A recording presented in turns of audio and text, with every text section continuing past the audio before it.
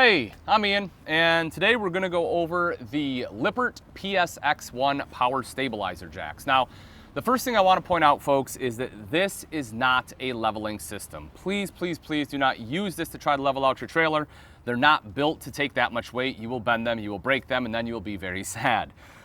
These are purely for stabilization. So that way when you're walking around inside the camper, right, it's not moving around, it's not rocking as much. So these are pretty simple operation. Probably the hardest part for you is going to be to find where the switch is. This one's pretty obvious, it's right outside. Oftentimes that is the case. They will put the switch right next to the jack. Usually for the PSX1 system, pretty much always actually, the front switch will operate the front two. You'll have a back switch that operates the back two. Now the reason I said sometimes is because some manufacturers will put them in the pass-through compartment to try to protect them a little bit more from the elements. So if you don't see them right here on the outside, don't freak out. Just head inside the pass-through, take a look. Usually you'll find a door with both of them there.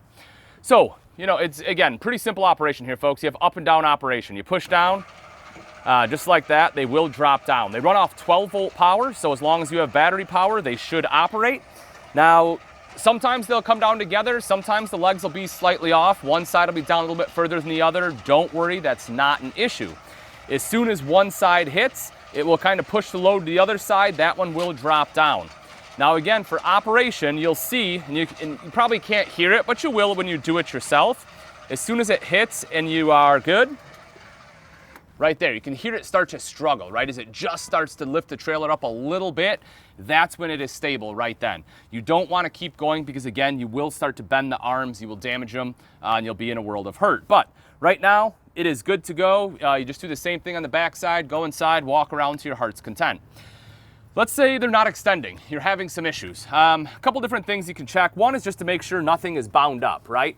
You know, maybe you did accidentally bend something a little bit and it's bound. Just make sure that everything is free and clear. If that is good, then you're gonna wanna check your fuse. Now, the fuses can be located in a couple different places, but again, usually it's gonna be kind of close to the motor. This one, there's a little box right up here. It's kind of tough to see, but you know, if you head underneath there's a box, and that is a resettable fuse, and it will reset itself. It's nothing you have to do, but you know, if you are having consistent problems, even when the load isn't there, you will wanna check and make sure that that fuse didn't go bad. The other thing you'll want to do, right, let's say you check that and it doesn't work, then you have a manual override. And so that will actually be done on the other side. There is a hand tool, and you can just slide that right over the actuator on the other end, and then you can manually lift the jacks up, so that way you can take off from your campsite and head to your nearest service center.